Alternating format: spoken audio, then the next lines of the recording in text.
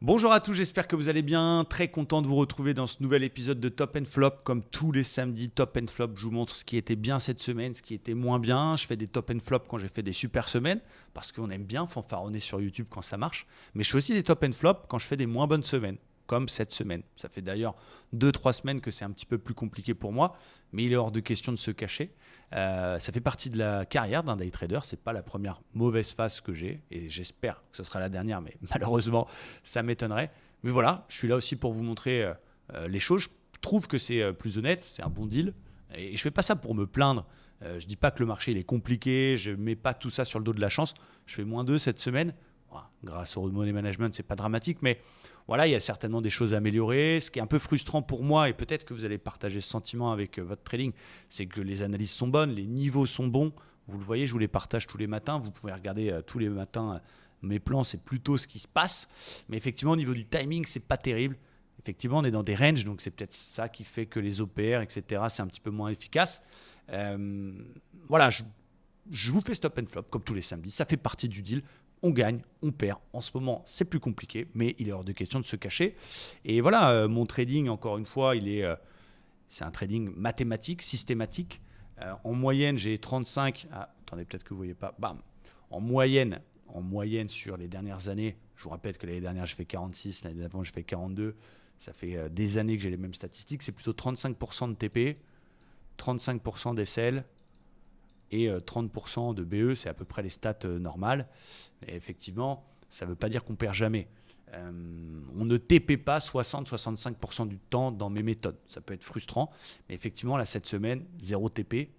Voilà, je vais vous montrer, vous me direz ce que vous pensez de cette semaine. On fait des débriefs tous les vendredis avec les abonnés.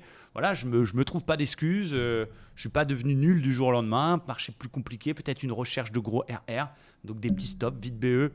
Voilà, le nombre de stops, il est identique à d'habitude. C'est le nombre de TP qui n'est pas là. Et vous allez voir, il y a un ou deux trades qui auraient dû TP, qui font BE et qui m'auraient fait ma semaine. Donc je vais vous montrer. Et encore une fois, je garde le moral, vous le voyez, sinon je me cacherais. Alors je sais, c'est pas très vendeur. Le gars, il a une école et il vous dit que cette semaine, il a perdu. Bon, c'est comme ça. Mais je pense que ça fait avancer le schmilblick. Peut-être que vous aussi, vous êtes dans une moins bonne phase et au moins, vous vous en tirez moins seul. Peut-être qu'au contraire, vous êtes dans une très bonne phase et non seulement je vous félicite, mais en plus, voilà, ça vous protégera peut-être sur la prochaine moins bonne phase à venir. C'est un petit peu cyclique, notamment en 2021, pardon, où j'ai fait une superbe année à plus de 40%. Les 2 premiers mois, j'étais pas bon. L'année dernière, sur toutes les semaines de l'année, on a eu 12 ou 13 semaines négatives. Donc voilà, je fais confiance aux maths, mais c'est bien de ne pas se mentir aussi, pas se dire oh j'ai pas de chance, marché est dur à chaque fois que je rentre. Non, vous allez voir certains trades, j'ai pas forcément fait les bons choix. C'est pas très grave, il faut se reprendre. Alors je vais vous montrer quelques exemples. Par exemple, lundi, je tente quelque chose. Là, je suis pas très content. Je tente sur le Dow Jones une bougie apesanteur à l'open. Alors, hop, on est vous connaissez les niveaux, on est dans cette espèce de fanion dégueulasse sur le Dow Jones, donc pas évident à trader. Et voilà, je prends une bulle apesanteur lundi. À la base, on veut acheter, juste pour vous montrer un petit peu l'historique de ce truc. Voilà, à la base, je veux payer. À la base, je veux payer. C'est exactement le plan que j'ai donné dans le LNDJ, c'est d'acheter à cassure des 34 000. Pourquoi? Parce qu'on était dans un flux de rebond et le but c'était de faire un 34 000, tout 34 200, d'aller chercher le haut du range. Donc mon plan, c'est de payer. Et le problème sur ce coup-là, c'est que, vous voyez, j'ai pas eu une cassure d'OPR qui, à mon goût, après on dit ce qu'on veut, mais à mon goût, la cassure d'OPR qui apparaît là, elle n'est pas, je trouve, suffisamment significative. Vous voyez, ce n'est pas une belle cassure qui derrière vient pullback. C'est une bougie un peu dégueulasse. C'est une bougie un peu type toupie. Et voilà, on clôture quasiment sur les 34. Donc, j'y vais pas sur la cassure de paire. Pourtant, c'était mon plan. Et derrière, bam, je le vois décoller. Donc, je suis là clairement, et c'est pour ça que cette semaine, j'étais moins bon, c'est que là, c'est frustration, quoi. Tu te dis, putain, j'ai raté, c'était mon plan, je l'ai écrit à 9h du matin, je l'ai envoyé à tout le monde, je l'ai envoyé dans le groupe Telegram. Il explose, j'avais raison, je suis pas dedans, et tu le vois, 34. Et du coup, je me retrouve, et j'ai pas envie de me mettre une claque en direct, mais je pourrais le faire. Et du coup, là, je me retrouve dans un trade de frustration, mais qui en soi est quand même quelque chose de technique, parce que je suis pas non plus débile. Je me retrouve dans une petite bulle apesanteur, ici, là, qui touche pas les bandes, mais qui est pas ouf. Qui n'est pas un truc tout pourri, 0 étoile. Vous savez que je mets des notes sur mes trades entre 0, c'est de la daube, 3, c'est moyen, 4, c'est pas mal, 5 c'est top. On peut pas lui mettre 0 étoile à cette bulle-là, mais c'est pas une 5 étoiles. Et du coup, je me retrouve dans cette bulle un peu frustré d'avoir raté la hausse. Ça se tente. Et pourquoi je la prends? Parce qu'il y a aussi à un moment donné une vague de Wolf qui peut peut-être se valider. Et donc ça peut potentiellement être un énorme take profit parce que le marché, évidemment, on sait après qu'il a été cherché 250. Mais quand on est là comme ça, avec cette bulle, cette vague de Wolf, cette petite bougie un petit peu marteau inversé, si ça passe, c'est 1, 2, 3, 4, 5, 6, 7. Voilà, c'est mathématiquement, c'est pas débile. Et ça passe pas. Voilà, bon, là, c'est typiquement le genre de trade que j'ai fait cette semaine. Donc, bon, évidemment, il n'y a pas que ça. Mais voilà, ça fait partie des flops. Derrière, on se trouve à tenter une divergence baissière qui se valide. Donc, un deuxième short juste après le stop. Pareil, pas terrible. Et donc, je commence la semaine comme ça, avec 2 trades contre-tendance qui ne passent pas, -1. Donc, derrière, effectivement, le reste de la semaine, on court un peu après le chiffre, entre guillemets, comme par exemple quelqu'un qui aura une boutique. Et puis finalement, le trading, c'est un peu ça. Quelqu'un qui aura une boutique et qui a des objectifs à faire tous les jours et qui, dès le lundi, il n'y a pas de clients qui rentrent et du coup, il fait 0. Donc le mardi, le mercredi, il se retrouve à courir après son chiffre. Et donc, je me retrouve dans des trades comme ça, un petit peu moins chatés. Exemple, le gold, que je ne trade pas souvent, qui m'intéressait parce qu'on était dans une zone 1850, qui est une zone que je veux payer, que je répète depuis 3 semaines que je veux acheter cette zone-là. Et du coup, vous voyez, boum, bulle à pesanteur, 1 heure, ici, qui me fait un BE. Donc ça va, je ne perds pas sur ce coup-là, mais qui ne fait pas le truc espéré. Donc ça, c'est pareil, c'est un trade qui n'est pas mauvais, mais qui fait BE, qui est chiant. Il y a d'autres trades qui ne sont pas si mal. Exemple sur le Dow Jones.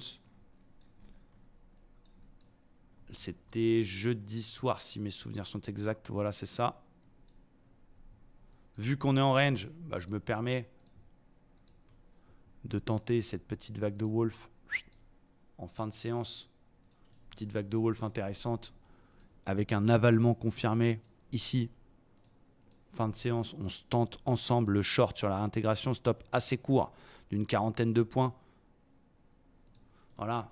En plus, j'ai la chance que ça se met à dégueuler au moment où je rentre. Donc, je suis content. BE, pratiquement le ratio de 2.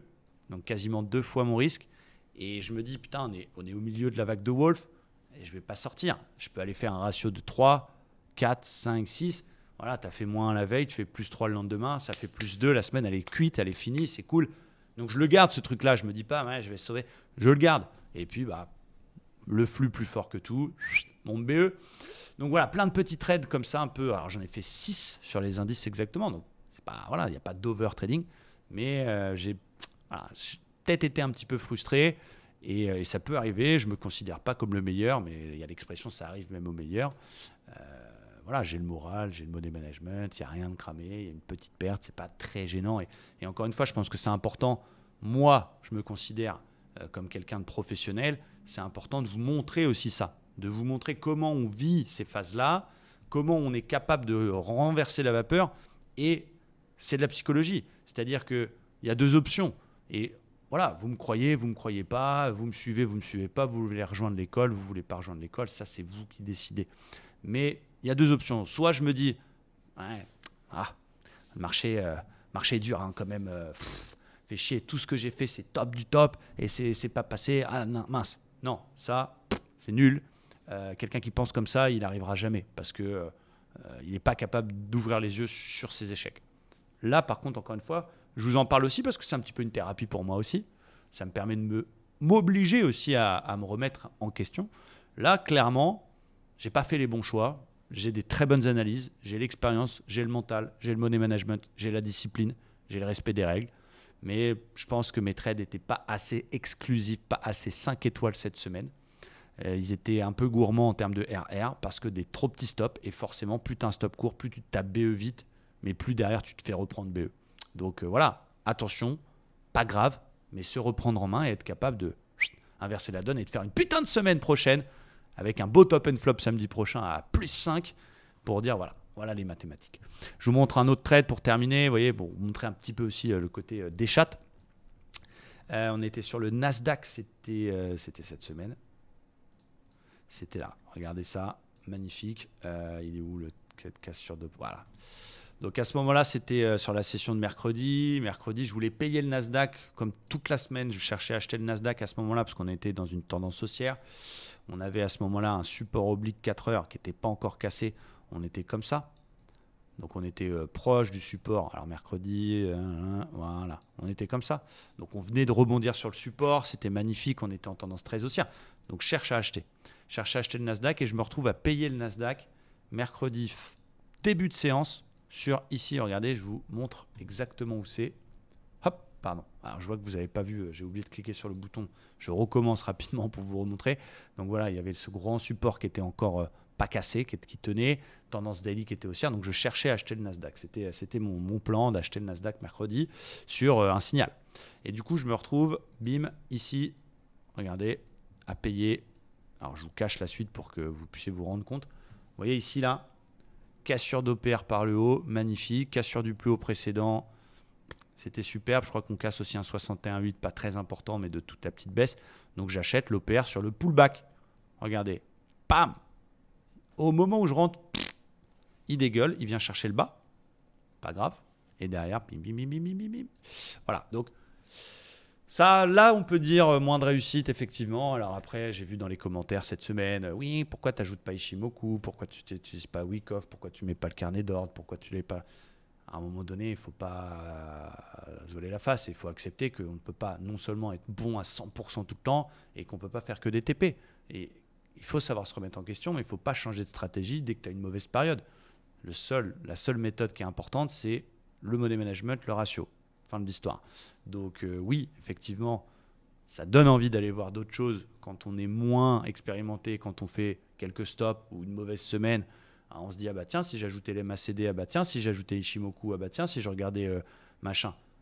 Non, moi ça fait des années que j'utilise plus ou moins les mêmes stratégies. Je sais qu'elles sont gagnantes sur le long terme. Je l'ai prouvé maintes et maintes fois. Je fais du trading en direct tous les jours depuis des années. Voilà, il faut l'accepter. Et encore une fois, je ne vous demande pas d'avoir pitié, mais voilà, je voulais vous partager ça. Je voulais vous partager mon sentiment. Vous le prenez comme vous voulez cette semaine. Et ça fait 2-3 semaines que c'est le cas. Je ne suis pas très bon. Mais c'est comme ça, voilà. Et Dieu merci, les choses ont changé. Non pas mon style de trading, mais les mathématiques vont nous prouver, vont nous montrer qu'il n'y a pas besoin de gagner tous ces trades pour qu'à la fin de l'année, on soit dans le vert. Et je suis certain qu'encore cette année, on va faire une grosse année avec, j'espère, des marchés qui vont prendre une direction un petit peu plus nette et qui vont nous offrir des setups un petit peu plus propres. Voilà pour ce top and flop. Donc, j'ai pas malheureusement le beau TP de fou à vous montrer puisque j'ai fait 0 TP. Mais c'est le jeu. Ma pauvre Lucette. Je garde le smile, évidemment. J'ai confiance en ce que je fais. Et j'espère la semaine prochaine vous montrer un super top and top avec que des TP. Merci à tous. Je vous souhaite un très très bon week-end. Et je vous dis à très vite. Ciao, bye bye.